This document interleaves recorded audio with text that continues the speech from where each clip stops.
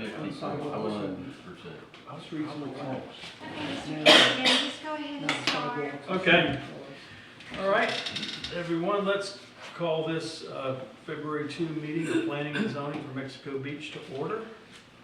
And Tammy, if you'll take a roll call, please. Okay, Mr. Welly, Here. Ms. Logan, Here. Mr. Creed, Here. Mr. Adams, Here. Mr. Van Arsdale, Here. Mr. Kerrigan. Here. All right, first item is the minutes from our January 5, 2026 P and Z meeting. Has everyone had a chance to look over those minutes? Are there questions? And if not, would someone like to make a motion to approve? I'll make a motion to approve the minutes on January 5th, 2020. I'll second. All in favor say aye, all opposed say no. Minutes are approved, Tammy, thank you. All right, the next item is elect chairman for 2026 term.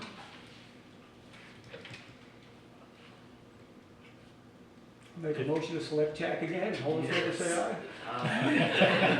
That was fast. I'll make that 6 minutes. Does the word railroad come up? Yeah. Did I someone asked second him that? today when this term expires, Okay. but yeah, I'll accept, thank you. Okay, did someone second it? I didn't hear anybody second it. I'll second. Okay, thank you. I think we have a good council right now. Next, let's move to consideration of changes to Article 2 of the LDC. Laura, if you would please read this on. Absolutely. So this section of the code begins after the plan unit development section. So these portions of the code would round out Article 2. And the recommendation is to have these move into the city code of ordinances from the land development regulations. These, this section of the code talks about operational performance standards such as noise control, burn control, wind speed for development purposes. When we think about the land development regulations, what we're looking at is primarily pre-development activities and even sometimes during development activities. It's not something that addresses post-development because once we issue the development order, the land development portion is complete, and this is why we have land development regulations or land development codes. We talk about how we're going to address applications that come forward for the development of property. So when we get into operational standards such as noise, I think even the very last section of this talks about wind speed, which is honestly a building code issue, not something that we can supersede pursuant to Florida statute. I think that anything that relates to the building should be up to the building official, and any kind of other kind of situations. I think there's even maybe some fire issues in here to the fire department and fireworks and things like that. I think those should go into the overall operations of the city, into the city's code of ordinances, and come out of the land development code.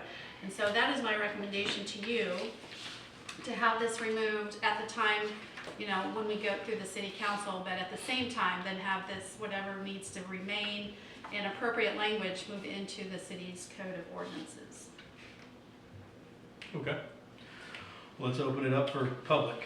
Someone from the public? No? No comments from the public? All right, we'll close the public discussion and open it up to the board. If you've had a chance to look through this. Was there a reason why this was included, all in operational things you just talked about in this to start with? I've always wondered why that was in there and it wasn't in the ordinance. Yeah, I'm not sure. I don't have that history.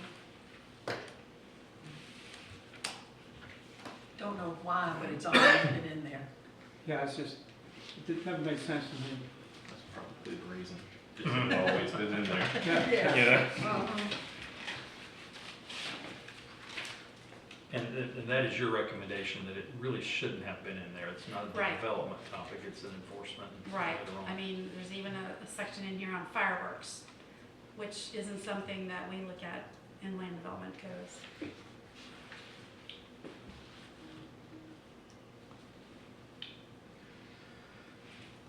I looked through the whole thing, didn't have any questions with it, but did you got any? No. Nobody? Okay. So then are we looking for a motion Mm-hmm. to request that we delete operational standards from the land development code and to have them alternately placed in the city's code of ordinances. Is that what we're looking for?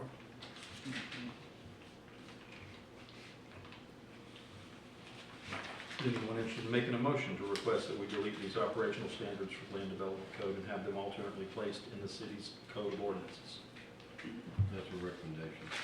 What's that? That's a recommendation. To make that, a motion to make that recommendation to the council. And there may be some updates to that operational section that need to be made in addition to what just blanket taking and putting them in the city's code. So I just want to let you know that it may not be identical to what you're seeing here. So a motion would need to include that. With updates as necessary. Well, I think if it's going to the city's code of ordinances, this board wouldn't need to make that specific recommendation. The recommendation would be to move, just to delete it from the land development code. Well, that's true, but I don't want the council not to think that they at least heard that there may be some changes to it.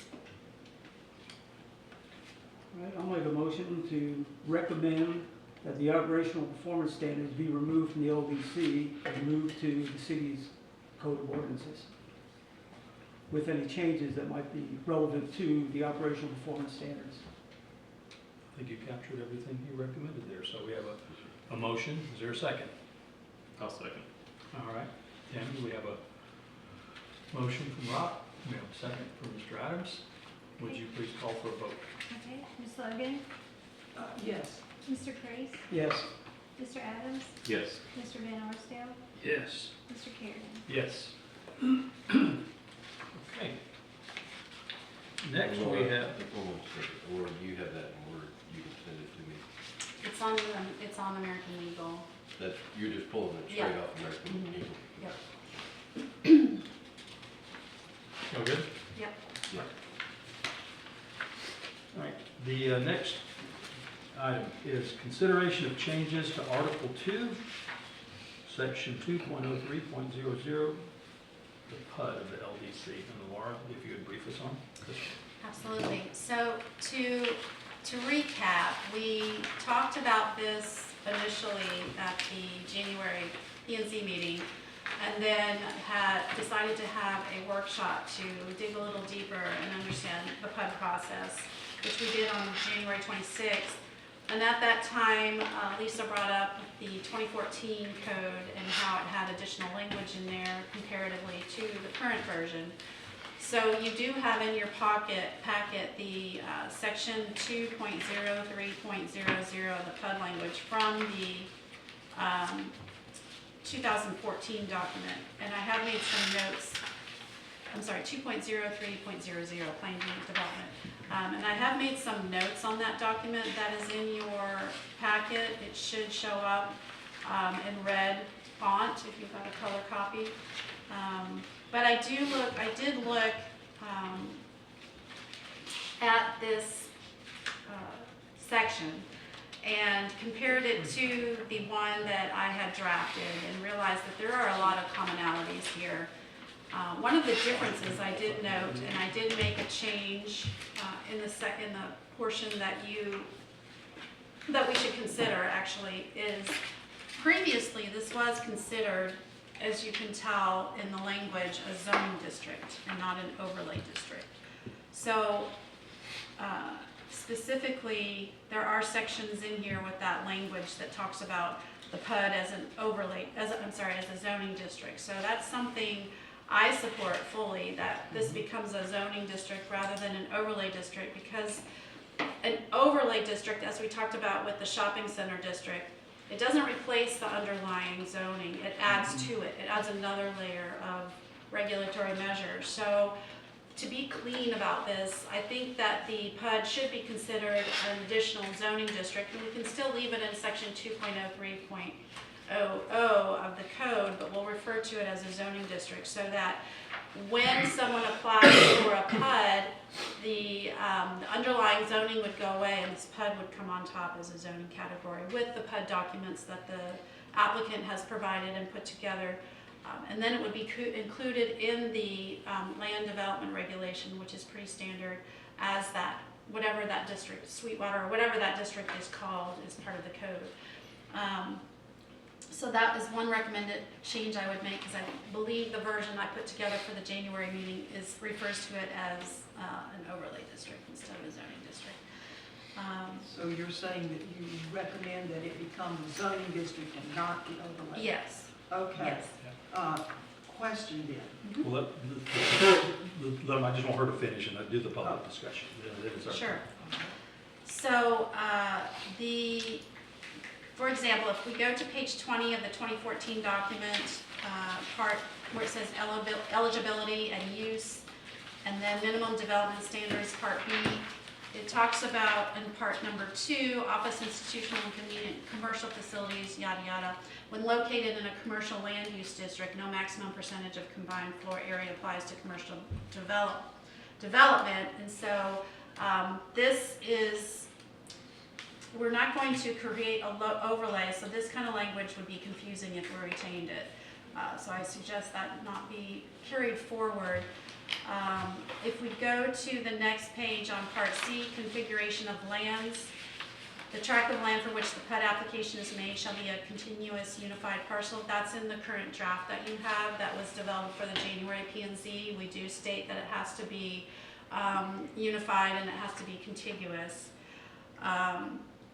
Part D, the planned unit development may be utilized for development or redevelopment purposes and then it's got these abbreviations, which I think if we're going to talk about abbreviations, they should be spelled out. So tourist residential, residential low density, residential general, general commercial, and tourist commercial land use districts.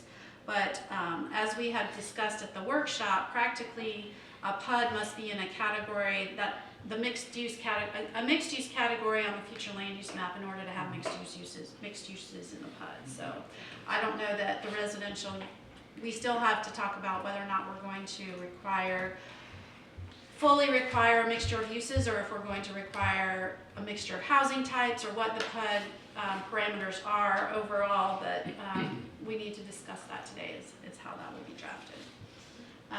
The ownership was carried forward in the next section, part E.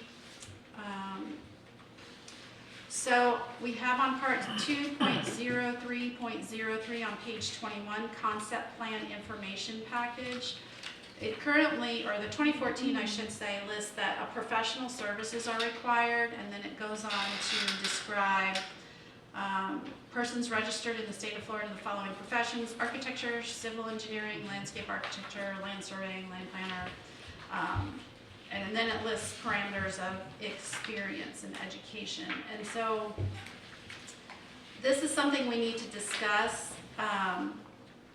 This is pretty restrictive, and so I don't know. And for example, someone like me who's a land use planner, I'm not registered, I'm certified. So that would maybe be some language we would at minimum want to look at, but I just feel like it's a good idea, but practically speaking, there might be someone out there in the architecture profession who's not a registered architect. So we need to discuss what the intent of the city is regarding the requirements of professional certifications. And again, the years of experience and the graduate degree, and we need to discuss that to see what the preference is there. Having 8 years in the field, yeah, it's pretty descriptive. On the legal description, there is the requirement of an ALTA boundary survey in the document that was presented in January. An ALTA survey is not just a boundary survey, it also describes the things that are on the property. So if there's a structure on the property, it also lists that on the ALTA survey. If there's easements, those are also included on the ALTA survey. So I think that is a pretty comprehensive survey that we required in the draft. So that would cover most of what is in part C in the next section, because the ALTA is a comprehensive survey. Concept plan, which is the conceptual plan, the conceptual PUD that I had carried into the document that was presented at the January hearing. If we want to look and compare to section 2.03.05 and 06 in the draft, that whole section talks about the conceptual plan and how that's going to be, what needs to be included there. So And then we move on down to the bottom of page 23 of the 2014 version, and it talks about procedures which have been carried forward. It does talk about a pre-application conference with the planning board, which locally is the P&Z, so we would need to make sure we mention it properly. But usually those are held at the staff level because the staff is where varying rules and regulations are understood. Typically, we do require, or at least ask for pre-application with staff at different types of applications that we have, including development orders. So I believe that is better suited and vetted with the staff, and then it comes forward to the P&Z or the local planning agency after that. Planning board hearings are required in the draft that you have. Action by city council is included in the draft that you have.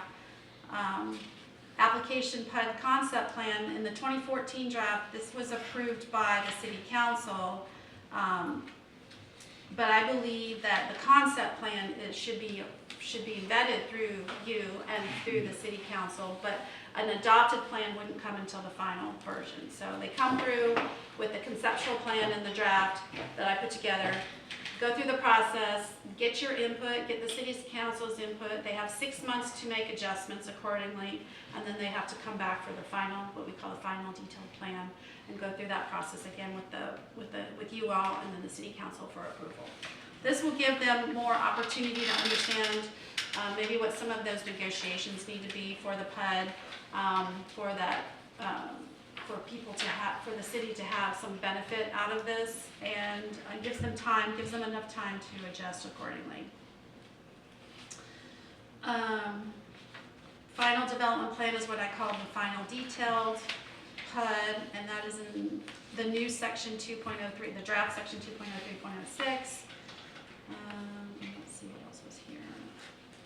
And a lot of those things on the next page are included in the final detailed checklist that we have in that draft version. I do note that on part E of the 2014 version on page 26, it has a requirement for a utility service plan, and this is actually a little bit too detailed for what a PUD is looking for at this stage. This would come towards the development order stage. So even after you get the PUD and you get the big concept, you still have to come through with your development order applications. And it could be per phase, it could be per site, but that's the time we get into the really detailed information like your drainage and your septic and your underground utilities, if that's applicable. All that comes at that point. Now it might be something that's mentioned in the PUD document, but you're not going to get a site plan with that that early. Let's see. The development schedule is required in the draft. The statistical information is required in the draft, the total acreage of the site, and the building coverages, the densities, things like that. I think that about covers the 2014. The approval process is included in the draft. And as we note on page 30, where part G of the zoning designation in the 2014 version states that it shall be designated a PUD on the official zoning map, that leads us to believe that the intent back then was to create a zoning district.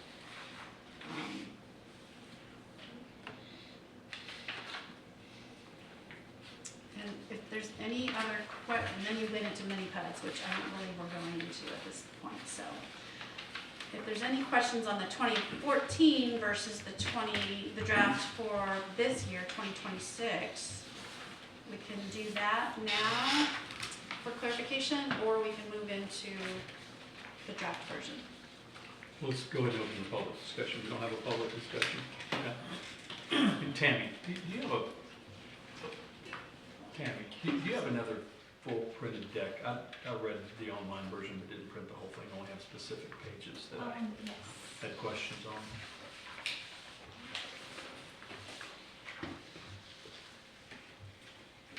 Was that mini PUD ever Thank you. used? Do you know? Randy? I don't know of one. I was kind of wondering why did you put that in there, I thought it was another version, and I'm like, where did that come from? Yeah. No, we never used the mini PUD, and that mini PUD section was removed sometime between this date and 2017, maybe? 2018. 2017 or 2018. Okay. It was removed. The 34th, 34th Street Hotel was kind of going that route, and then, no, the mini PUD route.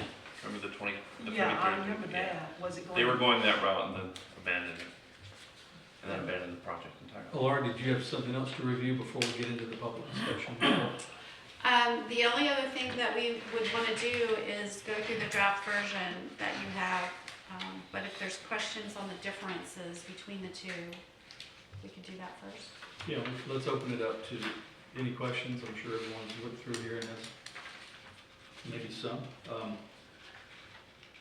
I'll start, and I'm going to jump all the way to page, it's shown as page 26, printed at the bottom. 26 of the 2014 version? Or 26 Yes, of, and it's the landscape plan. okay, The landscape plan will show, okay, and there's landscaped areas, specimen of trees, et cetera, et cetera.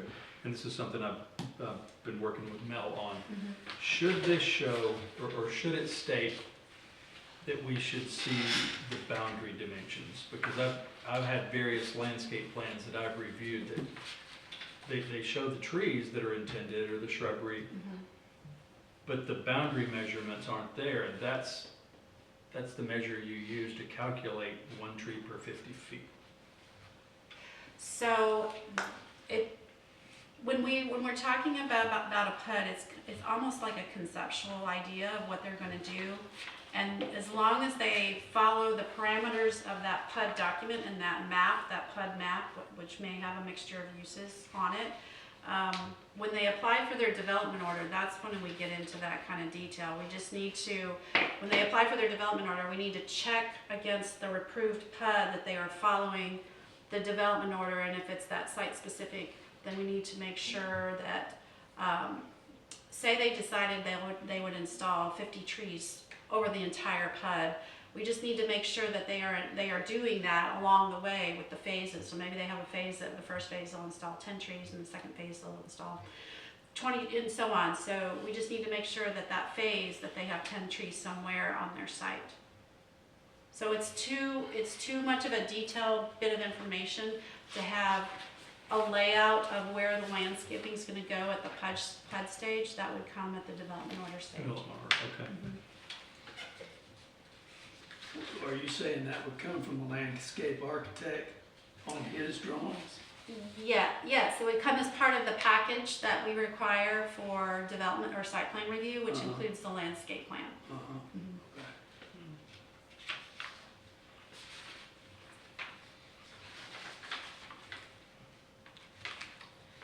Okay.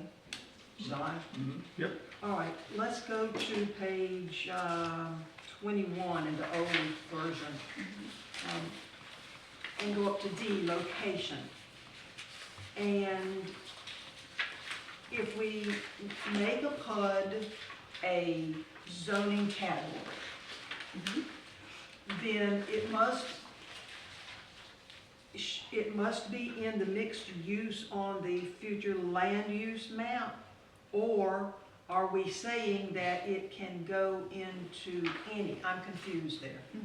So it can go into any category that allows for differing uses. So our commercial category allows for all kinds of uses. It allows for residential, commercial. So it could go into the commercial future land use category. It could go into the tourist mixed use future land use category. And I'll have to go back and look.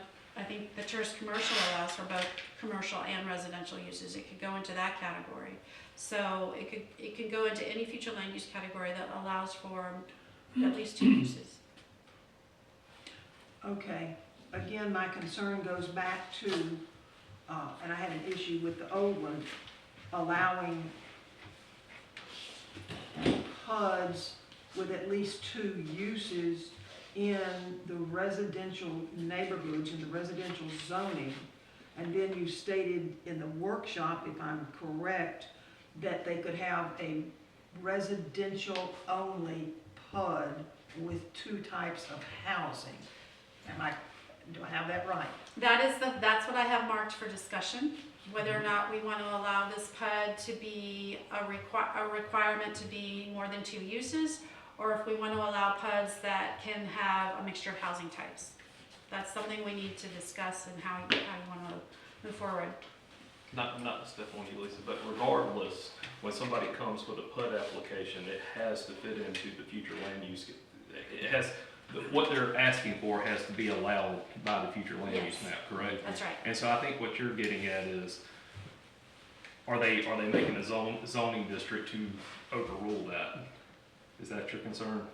Yes. Yeah, and so I think like once that their PUD application is approved on the zoning map, it will show that PUD as a zoning like its own zoning that has its own rules. And so in the future, when you go back and look, it's like, what are the rules of that PUD? It's like instead of developing an overlay district, is that Right. correct? Right, but if you're looking at this yellow over here on the map, if you want to allow a PUD to occur in those yellow areas, the only PUD, that's where we need to write the parameters. The only type of PUD you'd be able to do in those is one that mixes housing types It has, you said it has to conform to what's around it. to what that map is. 'Cause Yes. that's our future land use map. Well, that says zoning, but we just pretend it's the future land use map. It's almost the same anyway, but so that if it's yellow, it can only have housing. Okay. That's the way But it I could have understood it. different You kinds, could have different kinds of housing. You could have a duplex, you could have single family. a Mhm. mid-rise. If you all, Within in the 40 council, decide you want to allow mixture of residential as a PUD or not, that's what Laura is Okay. bringing to your attention. Well, And, right now, we have residential low density, which is single-family houses. Residential general, you can have duplexes and all that. Yep. So I mean, the way I look at it. You're talking about zoning. Yeah. Yeah. So if you're gonna do a PUD in any type of zoning for mixed housing, it should only be allowed in residential general, not residential low density. Because right now, we have them separate, and it should stay the same like that. So if you wanna come in there and build single-family homes and duplexes, it ought to be in residential Well, general. you have the plan in front of you, I don't, but I would look and see what that residential category says in the comprehensive plan, to see if it specifically says single family only. it does. It does, single All right. family, yeah. Then you wouldn't be able to have a PUD in that category. So to get back to our original question, it becoming a zoning district through this PUD process is not going to overrule the comprehensive No. plan of the future land use map. Not at all. Okay, I think that's what your concern was. Okay. But I think at the end of the day, you all need to decide whether you want to recommend mixture of housing as a PUD or not, require housing and commercial as a PUD. So do you want to allow both kinds or just housing and commercial? Okay.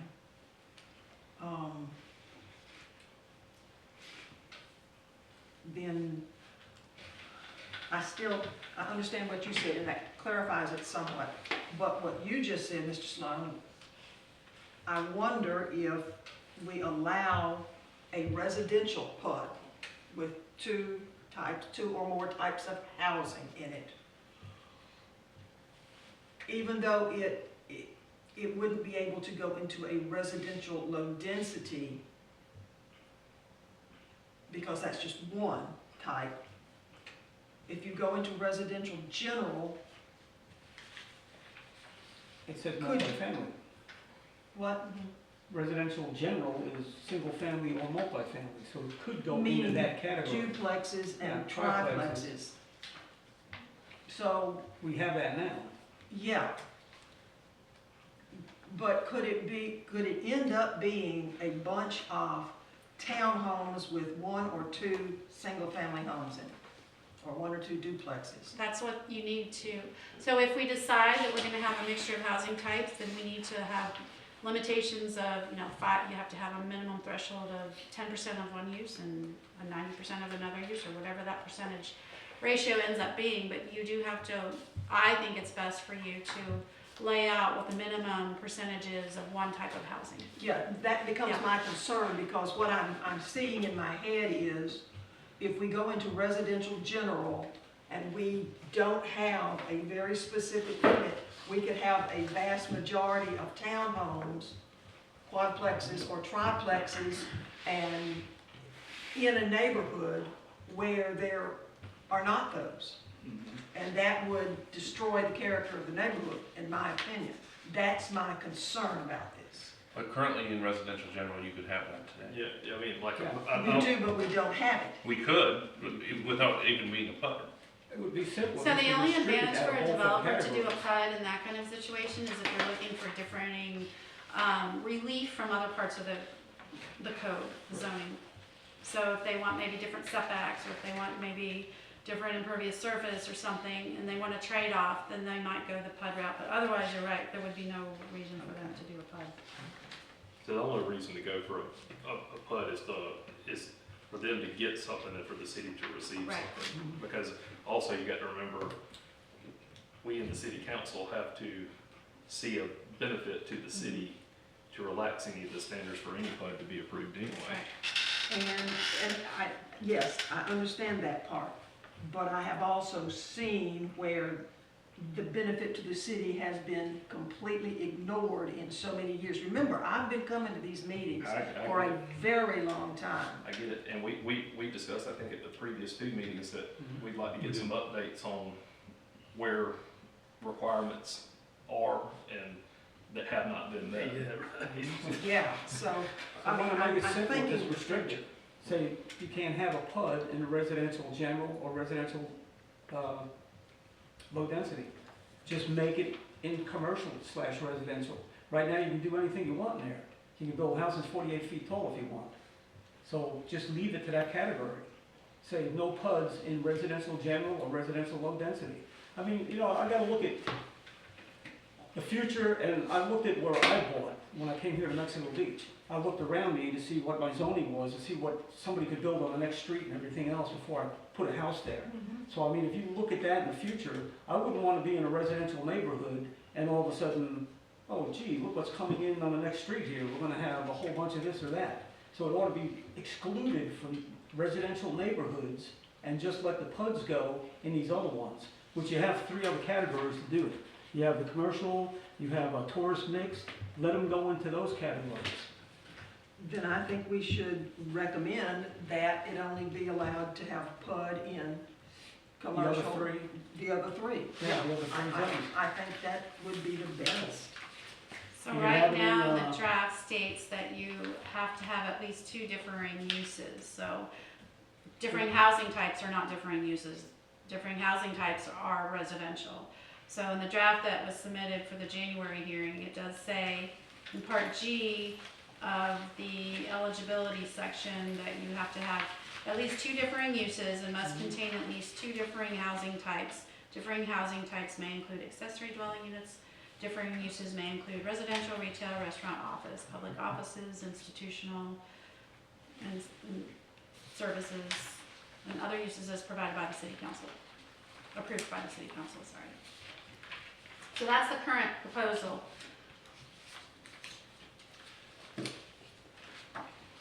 And then there's a 5% requirement of each, a minimum 5% requirement of each use.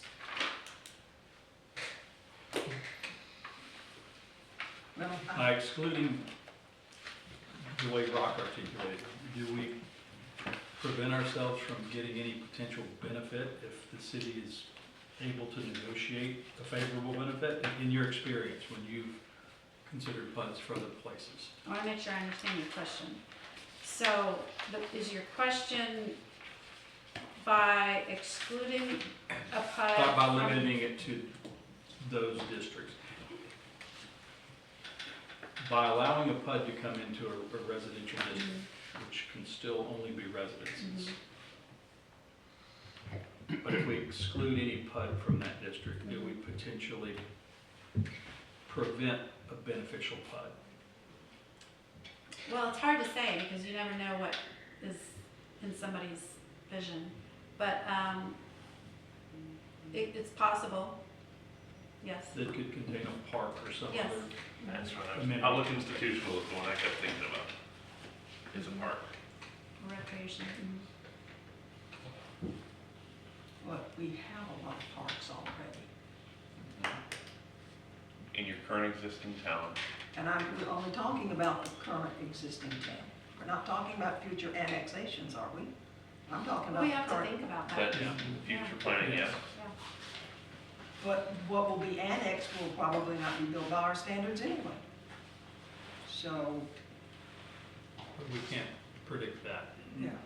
That was a big discussion last week because anything that's gonna get annexed, it's gonna be built on the Bay County rules to start with, just Yeah. like it's happening. And nobody's gonna come out and just say, hey, Mexico Beach, I got 500 acres here, let's zone it, you can do whatever you want with it and I'll build there. That ain't gonna happen. But keep in mind that what's gonna be under Bay County's control is the infrastructure for just the water, sewer, and roads and that sort of thing. When it comes to the buildings, that'll be under ours once they get that. Well, that's the point. If it does happen, to me, sitting here right now, would be say, no, it shouldn't go in residential low or residential general. It should be high-density residential, tourist commercial, general commercial. Those are the other three zonings that could go, whatever you want to put out here, could be out there. I mean, that's a ton of land to have something moved into where just residents are. I guess my question though, Rock, is by limiting a PUD, and we're not limiting, like when you're saying, you know, somebody could come in next door and build 50 townhouses if they had the land for it, right? Well, us limiting a PUD's not gonna prevent them from, they can do that today. Well, the zoning's going to do it. If you're zoned for residential, low density or residential general, you can't do that. You either has to be residential low density is single family homes. And the other one is Right. single family homes, duplexes and triplexes. That's it. Right. That's it. And- So if you're over in commercial, next door could be zoned PUD district and they can put whatever they want in there, just like they could for Well- the other two. I don't know if it's whatever they want. It's- But I mean, they have it would to- be- You're still you can do limited that. it to the density in the comp plan. So, you know, they can't come and stack a 50-story Mhm. Right. condo next door to you if the density is only 8 dwelling units an acre. But if general residential allows single family and multifamily, somebody could put single family and multifamily on it Sure. today without a PUD. Oh, Without, yeah, yeah. And so like, I don't want us through this conversation to give the inference to the public that if you were to do a residential PUD, you're not allowing anything to happen that couldn't already happen. that's The right. only thing that you're gonna do is, maybe they come to the city and say, hey, you can have this little bit of a park if you'll ease this restriction and this restriction in here. Whether it be a setback or number of trees or whatever it is that they're asking for. And so, like, the follow-up on your question is like, to me, I think the only reason, I think that if you don't do it, the only thing that you're giving up is the opportunity for somebody to actually give the city something. Because it's not like a zoning rule where it's like somebody can come in here and by law, they can build this, and if you don't like it, well, you know, they have legal avenues to say, yes, I can. I mean, like a PUD is something that they're coming, they're asking us if we like this trade-off. And so, Yeah, but if it's a zoning district and you're setting zoning, Yeah. that's more qualified judicial proceeding. Right. So it's not a legislative act Right. anymore. right, That is some of the difference. So Okay. the threshold of a legal challenge would probably be less for that person to attack the decision of the city council if they could show that it was arbitrary or capricious, as opposed to a higher legislative standard that is carried by, say, a comp plan amendment, right. future land use amendment. Well, if you make a PUD a zoning district, you just add that in there. You'd have residential, low density, residential general, and PUD. No, Residential. it would be that specific PUD. And Well, so like say if it it was could be Sweetwater, residential PUD. but it would be Sweetwater's PUD. And so like when somebody pulls up what is the zoning for that community, it would be what was approved in that PUD, that specific PUD. You can't take that PUD and take it across town somewhere else in general residential and No, repeat it. why can't you put a chunk of property as a, if it's gonna be changed to zoning, and just make it a zoning PUD? You couldn't, you can't have 200 acres and just call it for zoning for residential PUD? The city can't do that? So ask that question a different way. You can't have 200 acres and zone it residential general? You, He wants right now, you have call zone, you have the PUD zoning actual districts. Zoning district. Make it a zoning Yes. district. Well, that's what the 2014 version did. It called it a zoning district. Well, that's what I'm saying, just make it a zoning district. Just add this PUD, if we're gonna have a residential PUD, just make it a zoning district. And then somebody can come in and do that, they can do whatever beneficial. It just wouldn't be in low-density residential. It So- would be in zoning PUD. As Tim was speaking a No, minute ago, it made me realize that zoning is typically a quasi-judicial hearing. So, but PUDs can be legislative, but if we make it a zoning district, then it becomes quasi-judicial. That's right. So from my perspective, if you made it, you're mixing apples and oranges, Mr. Priest. Okay. The land use category that you're talking about, general residential, Mhm. is a land use category. Underneath it is sitting a zoning district. And that zoning district often is mirrored by the same language, although Mexico Beach does have a townhouse district, which is different than the land use category. But now what's being talked about is putting underneath the future land use category a whole new zoning district called Sweetwater PUD, whatever PUD it's gonna be, and that'll be its own zoning district, but it still has to fit within the future land use district of some kind. So if it's in a general residential land use category, and that land use category only allows X, Y, and Z, if you put a PUD underneath it, you can't have A, B, and C in it if they're not allowed in the future land use district, unless the city council agrees to it. And that's where the developer would get the benefit. Well, wouldn't the city council have to change the future land use map? No, not if you're talking about having two different kinds of housing in general Right, residential. housing, Okay. if it's all residential, no. Yeah, Yeah. it wouldn't, But for a mixed use, you would. for mixed use. For mixed use, you'd put them in commercial, and you wouldn't have to change anything. Sounds like the benefit to a PUD is to negotiate a real benefit to the city and its citizens. If you're trying to get a variance on a setback Yeah. or something like that, It's to get a included. park, to get an amenity, to get something that developer is willing to give to develop it. In exchange to a reduced setback in a rear or a side. Or street widths. Which is completely negotiable and doesn't have to be accepted unless the city deems it to be beneficial through enough scrutiny. But again, if it's a zoning district, it's quasi-judicial and not legislative, okay?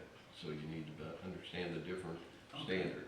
Explain the difference once again, so I make sure I do understand. Okay, legislative, when the council makes a decision and they say, okay, we're gonna change parcel A, future land use district, we're gonna call it tourist mixed use, okay? Mhm. That's a legislative decision. Then right after that decision, they're gonna consider, all right, what are we gonna zone it as, okay? And it could be zoned as a townhouse zoning, it could be zoned whatever. Mhm. Often, like I say, had we all been in a perfect world 25 years ago, and I could have gotten here and said, why are you all doing zoning? Yes, Then we wouldn't have it.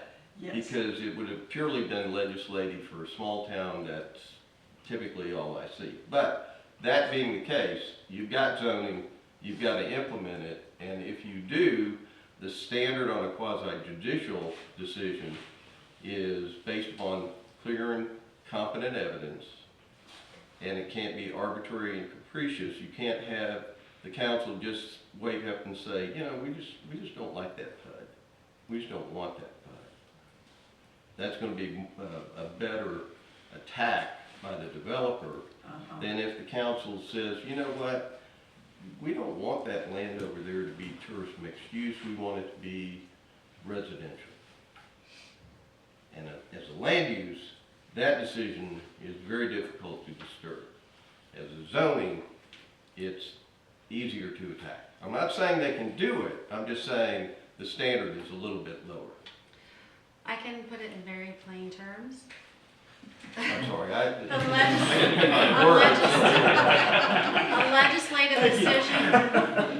legislative decision creates the law. A quasi-judicial decision implements the law. So when you adopt a comprehensive plan, you're making the law. And from there on, the zoning implements the law. So a variance implements the law. Zoning implements the law. Creation of a future land use map is creating the law. So when you're implementing the law, you have much stricter standards on which you can approve, deny, or approve with conditions, where legislatively you have more leeway into deciding, making the decision that you do. I'm not sure that was much shorter.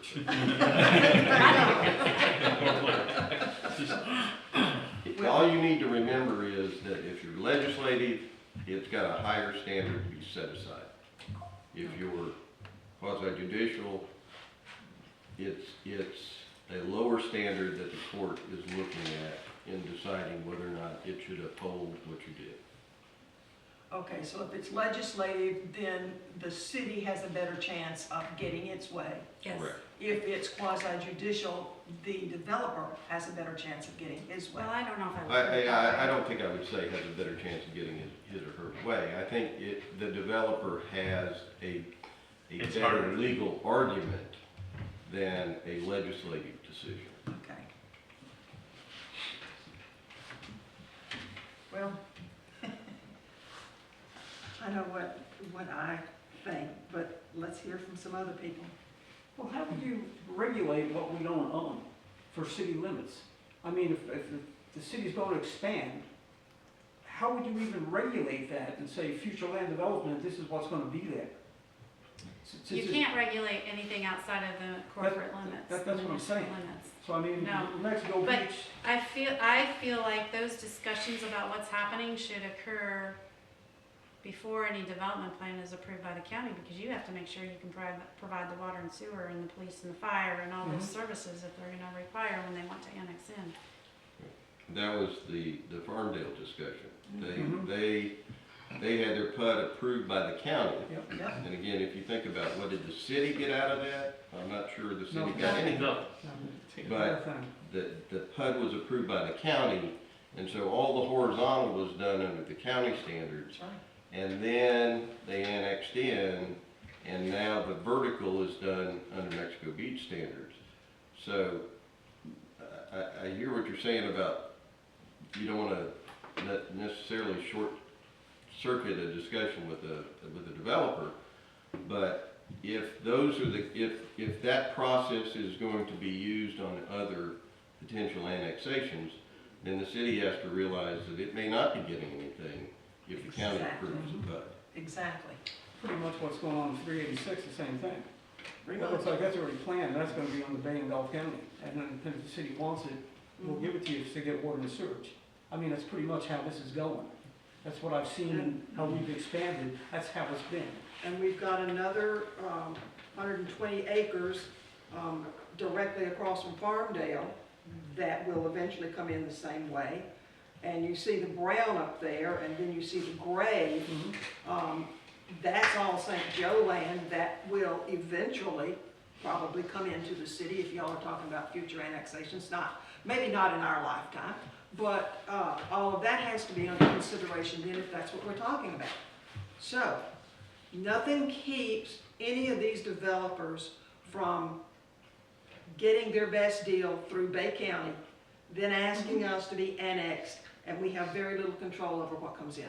However, if we wrote good PUD rules, we can entice them to work with us instead of going to the county and be more prepared to help them entice them to annex it right away under our PUD rules, because they were flexible enough and not so restrictive that we're trying to make them. because Well, to follow up on what you're saying, Adrian, is there's 100% chance they're gonna go underneath Bay County. Right now, Currently. Mhm. So like you say very little, not to be disagreeable, but I don't think it's very little, I think it's zero. I mean, I don't see any developer right now that's gonna develop anything outside of the city limits of Mexico Beach. They're gonna do it under Bay County, I agree with you. and then they're gonna, and if we make this really difficult, we ensure that. I somewhat agree with that. You know, the Farm Bill thing, the guy he would not even address what he's gonna build across the street. I was at their meetings, and he was arrogant when he sat here. I mean, I was sitting out here, and I just couldn't believe how arrogant this guy was. And I guarantee you, when he decides what he wants to do, then it's gonna be the same thing again. Oh, yeah, come on, Mexico Beach, I'll do this, and now, if you want me, here I am. Well, And- lucky for us, he's already in town, Well, so he's gotta it's just- follow our rules. But I mean, that's Well, pretty much how it's gonna The be. county made the condition of his PUD that he had to get water and sewer from Mexico Beach. So, I mean, he was kind of in a conundrum, on Farmdale. But, and as long as you were the only game in town for water and sewer, that would still be the case.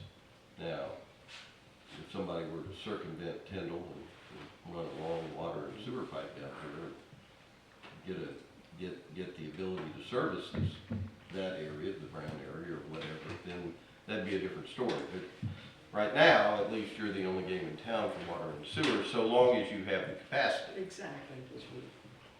We are, If the city really wanted to, they could, when they're having these initial discussions, they could insist that the developer process through the city limits in order to receive city water and sewer.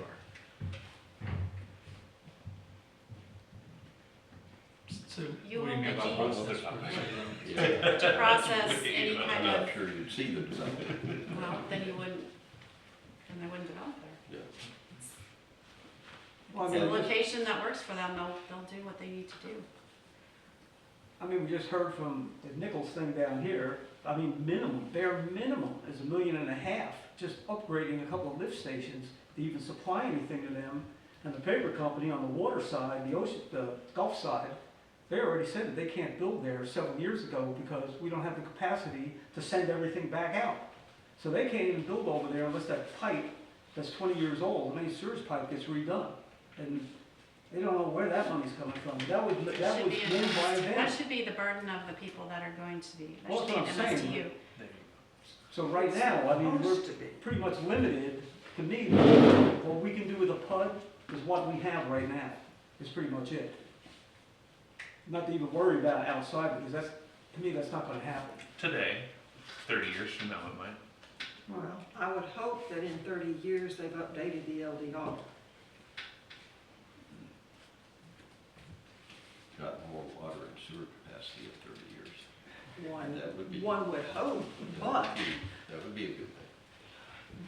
but, all right, so we just had a discussion on what might happen on the outskirts of town that, unincorporated. Let's look at just the incorporated area.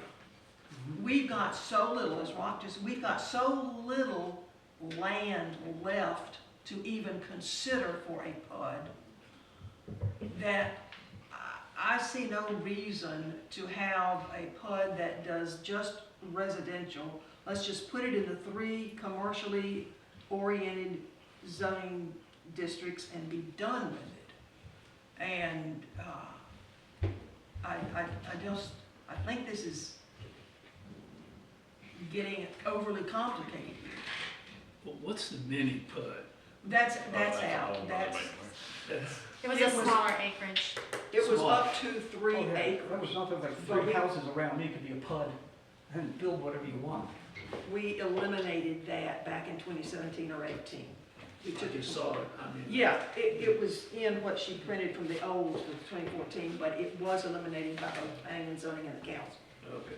I think by thinking what's in town only and not what's outside limits and keeps the going to the county continuing to happen. There is no reason for a developer outside the city to talk to the city first if we're gonna close-mindedly look at what's in the city today.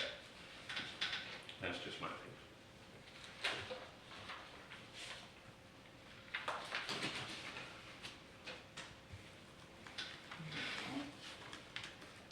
I don't see the downside risk to the PUD if it's negotiated and implemented properly. I think maybe we're penalizing it because people haven't in the past.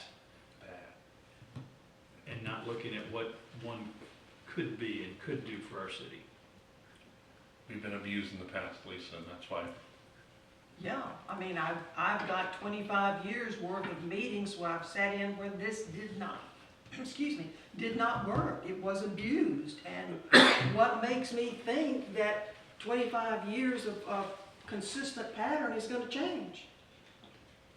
You feel like it was abused because it wasn't managed correctly and. The city didn't get anything from any of the developments that were coming in, and the city gave up a great deal. And as far as the PUD, the only PUD that I could find was the St. Joe PUD, and that land was annexed in 2006, so that was way back. The Sweetwater is a concept, it is not a finalized development plan, it is a concept only, and that is another proposed PUD, but other than that, the other things that have been built that we got shafted on were not PUDs, they were simply developments. Rock? Yeah. Farmville is a PUD. Well, Yeah. yeah, Farmdale is a PUD, but But Lisa, to follow up on what you're saying, what opened my eyes last week and to kind of make Adrian's point for him was, look at what happened when this 2014 verbiage went away. That's why you got those developments, because we did not have an adequate PUD language that we could hold people to. oh, we did, it was here. I know, but and it's gone. Like, it's not, I mean, Yeah, I sat in this meeting and you were like, all this verbiage is here that addresses all these things, and it was gone, and it was like, well, I wonder why it's gone. But now one would think, because there was development that didn't want to adhere to it, would be my guess. And so, you know, to follow up on what Adrian's having, I would have a PUD process, but I would have a very strong PUD process. Absolutely. that we are actually going to enforce. Not only what are we going to give them, because in my experience, the developer's always gotten what they wanted. The issue is the city's got to enforce getting You gotta the other enforce side. it, man. Yes, Yeah. yes. and I would agree with that if you can come up with a way to ensure that it is enforced. I get it, but I mean, but we are don't. the way and the city is the way. Yeah. And it hadn't happened in the past, Jack. I think we're planning for the future, though. Well, the city did get a park or something from St. Joe in that PUD. And they got a parking lot someday on the beach side in that PUD. There may be, I haven't seen the actual PUD, but I understand those two things are there. Yeah, you got the 80 acres, the 25 acres, you got another 10-year, 15-year lease on the boat ramp. That's, There are probably those and other things that we don't know of all of them. I don't think that. I guess my point is, like, when Sweetwater is going to come back here, because it, like, right now, it's just a concept. Well, do you want them to come back here and be able to pretty much decide whatever they want? Or do we want to have a layout of PUD where we can lay down, these are the rules, and this is the process, and you're going to, because right now, Lisa, there's nothing that says they've got to have a preemptive meeting with staff, that they've got to come twice through this board.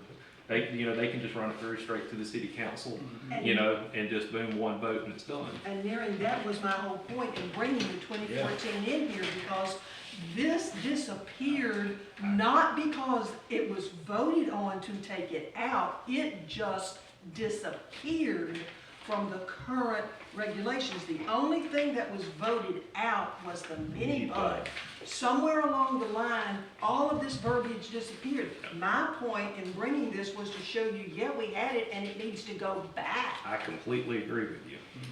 Well, I would submit to you that a lot of what was required in 2014 is now in the draft, and I hadn't even seen the 2014 yet. My point is to circle back. The question for you all to decide is, are you gonna recommend a PUD for differing residential uses, or are you simply gonna limit it to commercial and residential uses? That's the question. And then between Laura and I, we can write some language for both or just one. Whatever you and the council decide. Is that the only issue here, or are there others? Oh, I have Well, I numerous mean, questions. that's the early decision you all have been asked to decide early on in this old 2014 document, that, you know, how are you gonna deal with that? So it's not hard to adjust the current language to include a mixture of uses PUD and a residential only PUD. I can easily do that. Yeah. So, but we just need to know your direction and the council's decision on what you all want. Both or just one? Well, I'd like to at least see both, like, what it looks like. Now, that's just me personally, I mean, before I decide I don't want something, I at least wanna see what it looks like, either I way. think that's reasonable. Okay, I'll go along, if we can see it before we Yeah. make a recommendation, yes. I'll go along Of with that. course, you're required to by law. Yeah. All right, so is that, we're concluded on that point. We're gonna see both options. Okay. And that would, if you have both options in there, and they do get both approved, then no developer should have any issues with Well Green Arms coming into Mexico Beach, because they could build pretty much whatever they want. But it would be zoned in the different areas. So you have residential and residential commercial. So yeah, it should be both. All right, what are the next questions that we have? I know you had acreage in there. The three? Yes, acreage, I'll skip over to wherever the acreage is on what page. Page 2. Yeah, acreage was 153. Yeah, You know, 3 acres is actually, you look at future and what we have now, 3 acres is nothing. I mean, that's small. 5 acres seems reasonable to keep it at 5 acres. That's my opinion. If you all thought a mini PUD was 5 acres back in 2014. no. No, It it was was 90. 3 acres, That up was to, one. anything up to 3 acres. Up to, it could have been .75, it could have been 2 lots together was a mini PUD.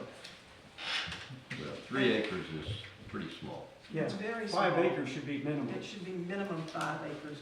Is that what it was? I mean, we've always Yes. been 5. Yeah, 5 acres. Yes, well, actually, it went down from 7 to 5, Well, most recently it's been 5. but it's, I think 3 is absolutely not acceptable. So can we return it to 5? Is that the, Yes. Prevailing Back to desire? 5. can you do that, Laura? Good. Yep. All right. And what about the dedications? I brought that up last time. I didn't see anything in your latest version, you had the second half in here, I looked through it. You said that was gonna be covered somewhere, because we use that, like I was talking about with Salt Creek over here, getting your parking lot for parking and stuff. So it should be in the final detailed PUD approval of Part B of Part 2.03.06. 9036.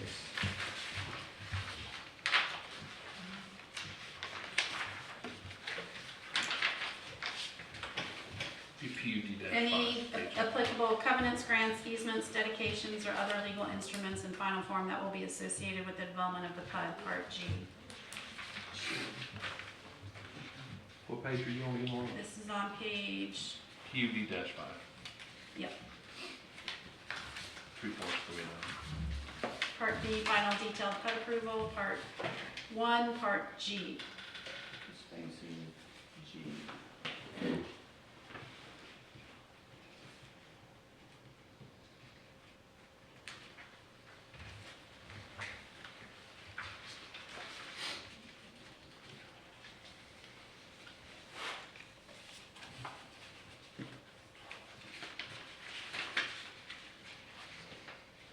What about the reimbursement part that was in the original, the fees and stuff like that being reimbursed to the city, the costs?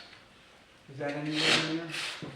Fees for, It was in the original that I have in my book, the 2018 version.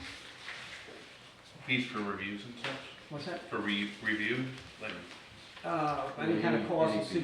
city incurs for going through everything, being reimbursed. That would be an application fee, right?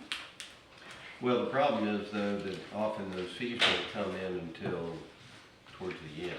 So we probably need some language in here that ties it up, that before the city actually finally approves, that all fees incurred by the city would be reimbursed to the city.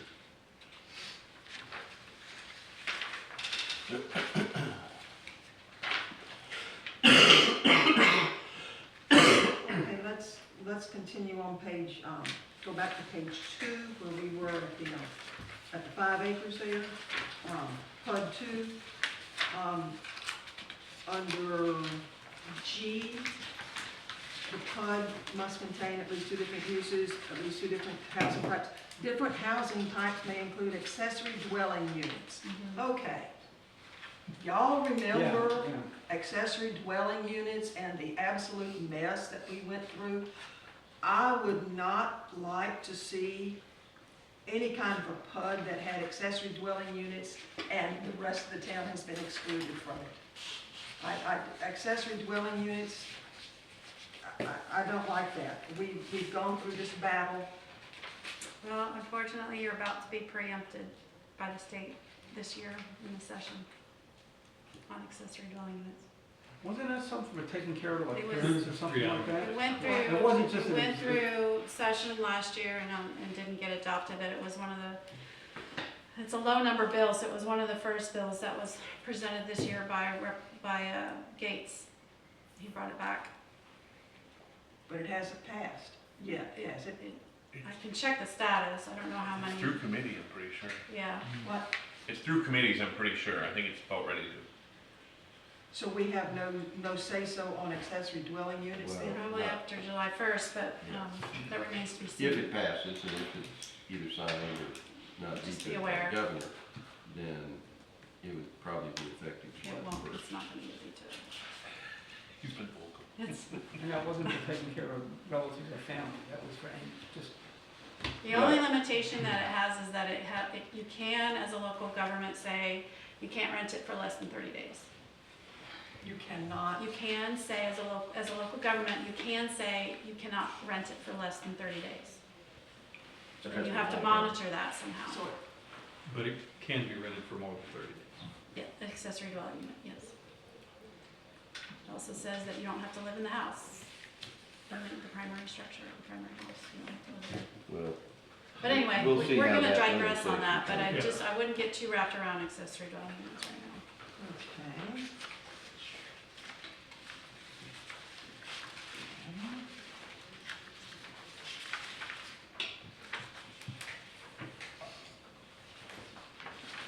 is there any way to change, like, if you have residential and commercial, I know they have to have, we talk about landscaping between them, a fence here, a fence there, anything else, a set distance between them? Between Well, we different could add- uses, Yeah, well, that's part of the PUD, that's part of design, that's the What's whole wrong? point, and Design. to say And here's a choosing- minimum. but you that's can't what they say- proposed to us, Then we could say, yes. make it greater when you see Right, the yeah. definitely. That's That's the the purpose of the negotiation. Mhm. That's what you look at in negotiations the of the PUD. conceptual, But I mean, we've seen in the past just with some of the regular residential neighborhoods where, you know, all of a sudden, okay, this, we're gonna put townhomes in, but they're all gonna be on pilings, so they're gonna be up 35 feet in the air, because it's commercial, and you can go up to 48 feet in height and everything, and, you know, you got right next to it, low-density residential is 15 feet high, and everybody was complaining about that. Just trying to look at things that maybe we could do to make sure stuff like that doesn't happen again right in somebody's backyard.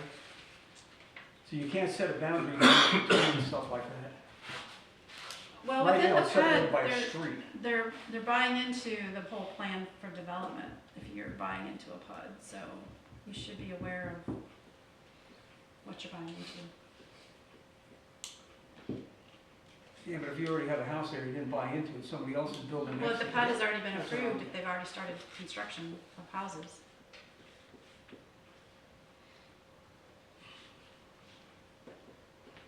Well, that's, what Rob is saying is true. If you've got an established neighborhood and suddenly a residential PUD goes in,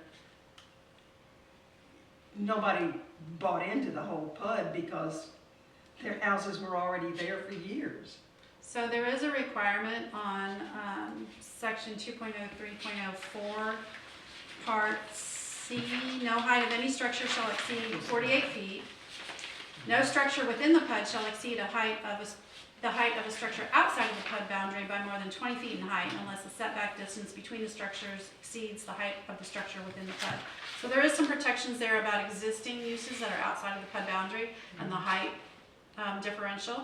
So if you're at the perimeter of the PUD, inside of the PUD, you can't be more than 20 feet higher than what's outside of the PUD, adjacent. Okay, so even though we have in the charter now a height limit, this allows it to exceed it. No, 48 feet is what we have. 48 feet's the max, and that's what it says in part C.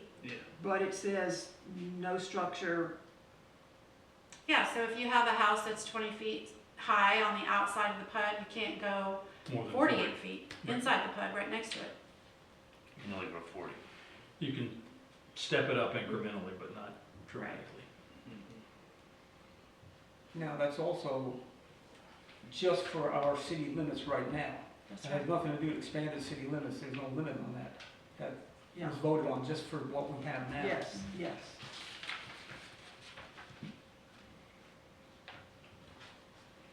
So is this basically like the old building code we used to have that said for every foot,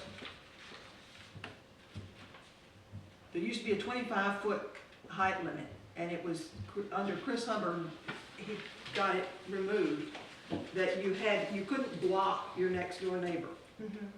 And I can't remember the formula, but they couldn't go up X number of feet. For every X number of feet over, I think it was 25 feet, they had to come in on the side setback in order to keep, is that basically what this is? It's the same general concept, but there isn't a stepping requirement other than this, that if you're so high, you have to have additional setbacks. That's not an uncommon regulation, but this is just the difference of 20 feet. It could be 10 feet if you want it to be, but If you're worried about being dwarfed, 20 feet is a lot of height.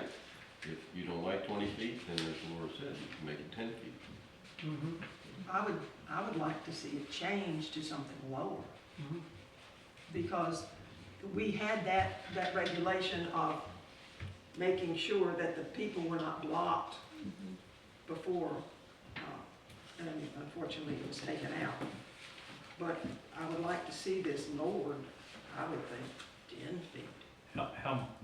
How many feet does it take to get one more story? Does 10. 10 get you that, or does it Well, take it 12 or depends, 15? it depends. That doesn't include any roof pitch, but if you have a 9-foot ceiling, you have another foot of 10 feet. between the first and second floor, so 10 feet usually. But this only affects the one basically on the outside of the PUD with the neighbors. Once you're inside the PUD and row of houses, then it's gone. There's a- It's just that exterior row, can't be, so if you're 36 feet, which is what we allow in residential, 10 feet is 46 feet. 32. Sorry, 30, I don't know why I said 32 and 42. 32 and 45, 48. Well, it'd be 42 if we did 10 foot, so you'd be 32 and then 42 in the inside of the PUD. If you change this to 10. That would, Should be changed to 10. 10? 10, 10? yep. Okay. Unless they are 40 feet from the setback, then it's. Right. Yeah, then they got Yeah. more buffer space. Yeah. Well, that's what I was talking about, the buffer space, having more room between them to give it a little more, you know.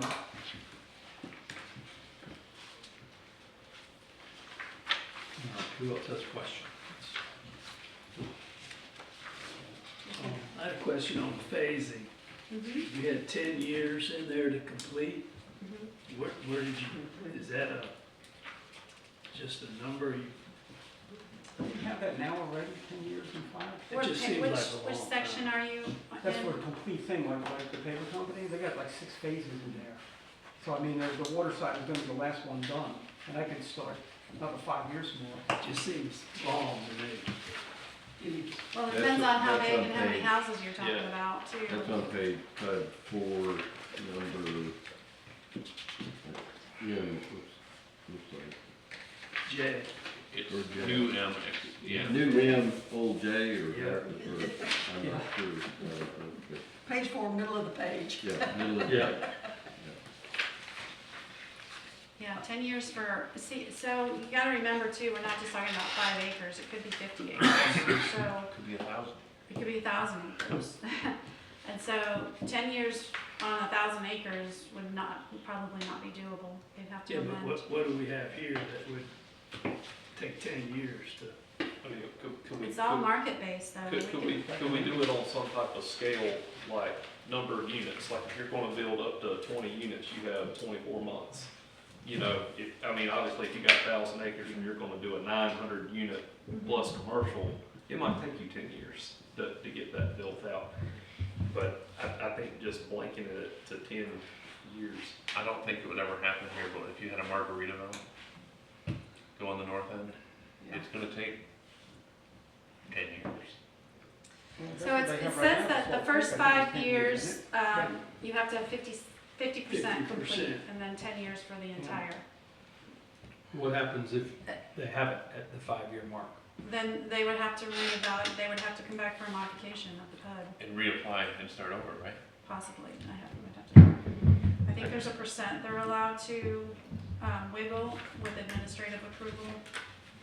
I'm not trying to open up a can of worms, but the current PUDs that the city has not received what we were supposed to receive, and they're behind schedule, can we get a list of what 10%. those are and kind of where things are? Because if we have current PUDs that are out of whack, it's kind of makes, Nice to understand those.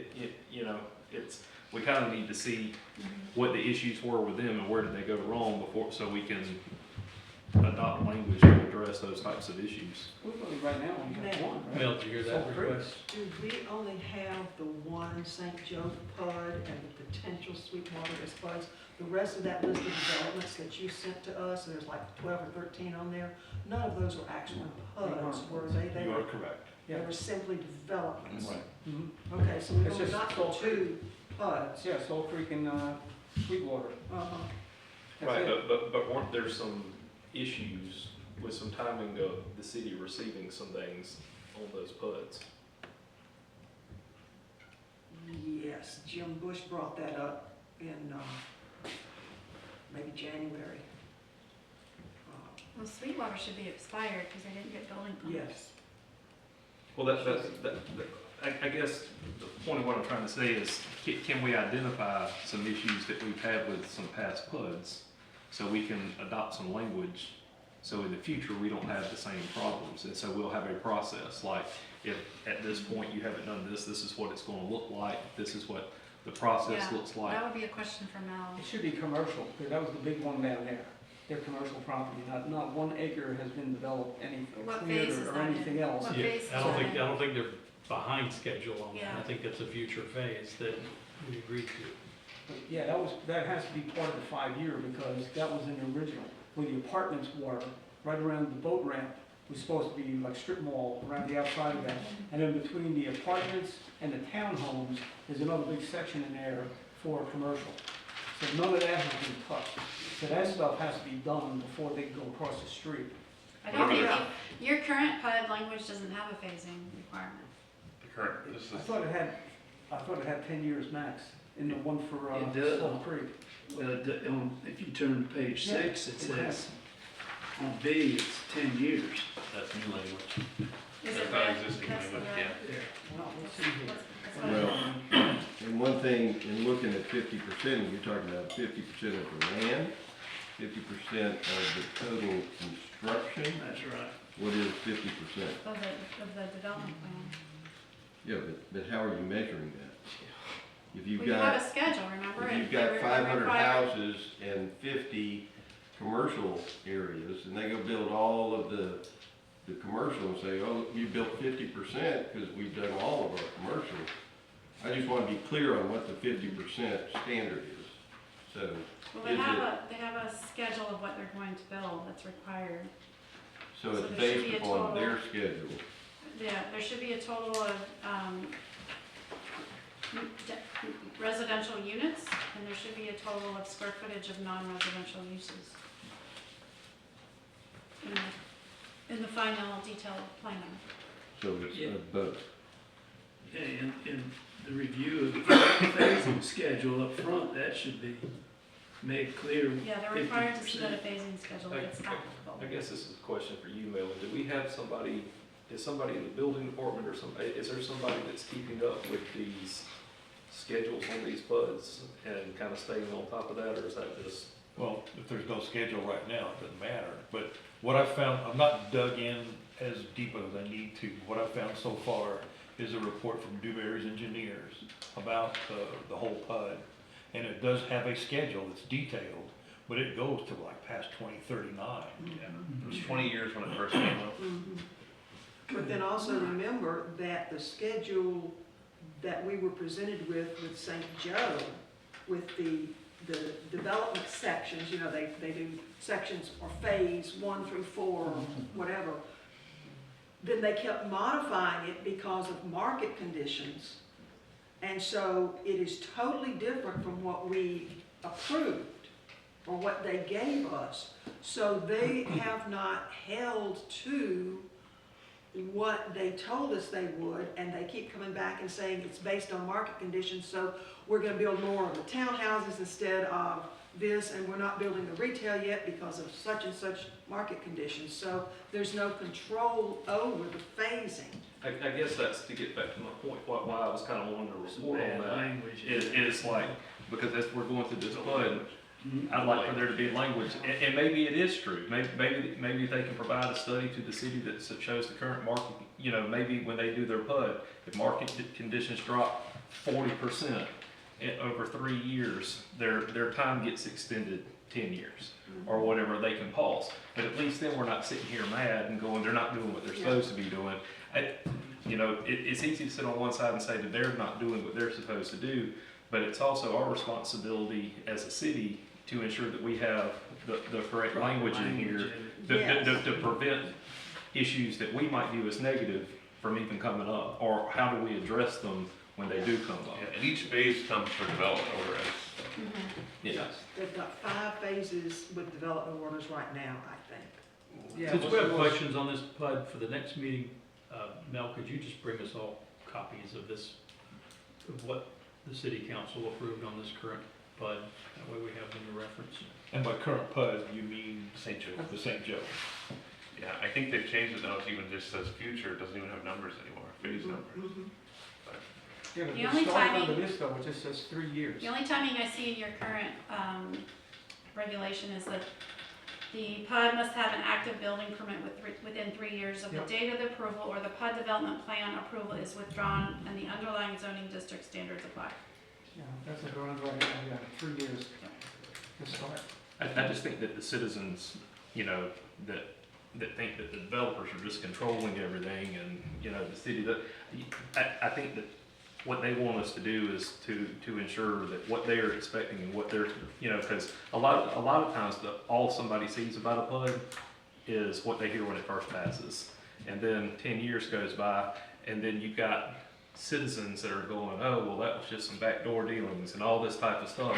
But so I just think that we need to be very meticulous and intentional about how we write our language as to, you know, maybe if you have an ongoing PUD, you need to come to the city council every 18 months and or whatever it is, and give an update, any reasons for changes, and at least then, you know, the general public is aware, has the opportunity to ask questions, and, you know, other than, because the way that we're doing it now, we're always constantly going to have this negativity, because everybody knows if you live in Mexico Beach, you got 600 lots, developments coming. I mean, like, people are going to buy lots, people are going to want to build things, but, you know, I think if we keep it on the up and up, and as a city, not only expect the developers to do what they're supposed to do, but also expect the city to keep up our end, I think, you know, that's going to be a major improvement.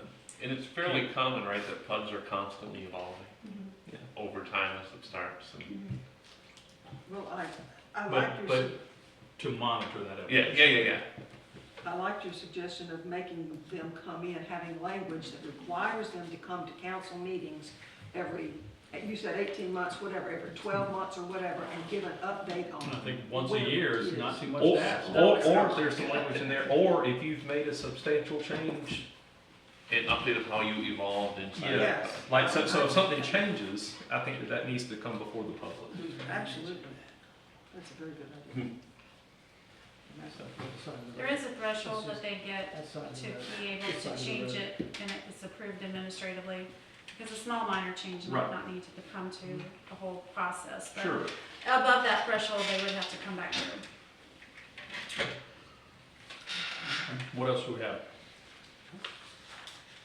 I had just a curiosity question on page 5, PUD 5, under BK, the anticipated number of students generated by the development.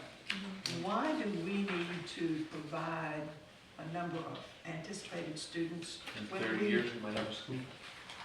when we don't have a school? You might demonstrate the need for But we one. might get a school.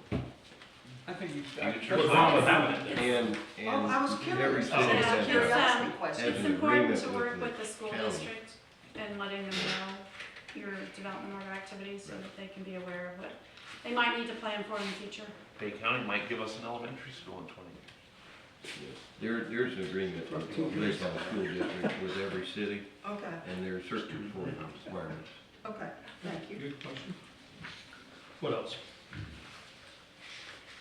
The next page, page 6, 3B, the entire PUD, including any and all phases, must receive final development order approval within 10 years from the date the first development order is issued. Is 10 years an adequate time? That was for completion. So this is now on the development order This is side. Final development Yeah, order so that approval. actually conflicts with the 10 years of being complete, so, Not put too long next to that, but yeah. It's just, I will just tell you, it's really hard to time these things because you never know what the market's gonna do and it might cause them to stop or slow down. We might have a pandemic, we might have a world event that causes things to just come to a screeching halt. So it's really hard to put, especially when we're talking anywhere from 5 acres to 500 acres. It can be, I mean, Windmark, what are we at, 21 years? 22? Something close to that, yeah, Since its first original, oh yeah. yeah. About right. So is the 10-year requirement here gonna really push developers away from us then? well, I was just looking at Bay counties and they don't have time limitations. Well, I think we've touched some. we have always been upset in Mexico Beach for the past 25 years About with everything. things sitting. You get pilings in and it sits. We Well, get that's a piled up and building it sits. I think that you want to definitely have expiration dates on the issuance of the PUD, because you don't want it hanging out there like we're all concerned about Sweetwater. But maybe once they receive their first building permit, there's a clock that stops ticking, but, Well, one thing you have to consider too is once the city council approves the PUD, they're probably necessarily committing to water and sewer. And so if you commit to water and sewer for a 500 unit PUD and the developer goes out there and builds 3 houses, they still would argue that they've got 497 commitments from the city to hook up to water and sewer, and they may never use them. So one of the things that I did in the agreement with Farmdale was to require that they construct at least 1 house, which meant they had the infrastructure in there to satisfy the agreement in the phase 2. Because otherwise, you could get the PUD approved and then flip it to another developer, and you may never see development. So I think we leave the 3B at 10 years for receive final development order and change the completion to later than that. sure. So that way we have to know their phases, have to know what they're doing, have it all pulled, leave it at 10 and move that other one to be complete. Yeah. 15. I mean, Let's do that. Sounds like a long time, but it, So leave this one at 10 and You'll the still- final completion at 15. I hope so.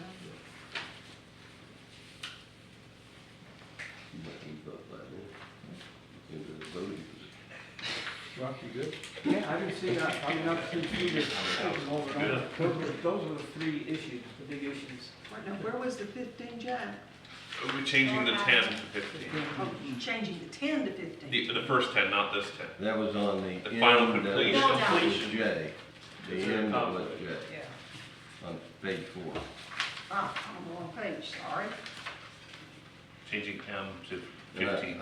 I'll get with you, I've got some other law language we need to put in here. Yeah, you can just email it to me. And I like having the 10 for the development order, because then after 10 years, we know what it's gonna look like, and it's this, that, it may not be done, but we know.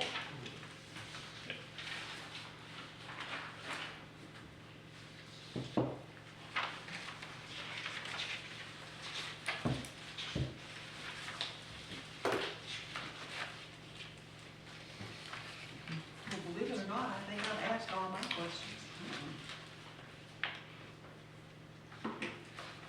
So staff is recommending approval What from have we us. done? We've discussed a lot of changes, so what type of a motion do we need? Is it, Well, you want me to come back with the residential? She's gotta come back with the stuff in I there. think you need to look at it one more time to get Mhm. a better, and but that will be at the regularly scheduled meeting in P and Z? In March. more. All right, does that mean that So we're just as a concluded? recap, to introduce a residential only PUD, to change it back to 5 acres, to change that language on the height of the adjacent structure to 10 feet instead of a differential of 20 feet, and to check those, that timing, to be able to get a development order within 10 years and build out within 15. That's correct. And I'll give you some. And the C, And the and fees, talking about fees to the city. yeah. Okay, with that, I think we need a motion to adjourn. So moved. We have a motion to adjourn, we have second. We're adjourned. I think their speech language is strict. We didn't make it.